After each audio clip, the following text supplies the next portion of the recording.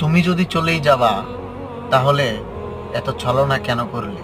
তুমি যদি চলে যাবা এত নাটক কেন করলে? তুমি যদি চলেই যাবা এত মানুষের মুখে হাসি কেন দিলে? তুমি যদি চলেই যাবা এই সন্তানকে কেন আর তুমি যদি চলেই যাবা তাহলে কেন মিথ্যে সংসার করলে? তুমি যদি চলেই যাবা তাহলে কেন পিতামাতার মুখে হাসি ফোটালে?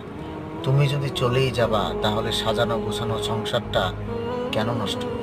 কিভাবে সাজালে? কেন সাজালে? একটা বাস্তব কথা, পরক্রিয়া সমাজটা ছেয়ে গেছে ভাই। যেখানেই দেখেন সেখানেই পরক্রিয়া, যেখানেই দেখেন স্বামী সন্তান রেখে ভাইগা যাইতেছে। ভাই তুমি যদি চলেই যাও তাহলে কেন একটা মিথ্যে সাজানো সংসার তুমি পাতো?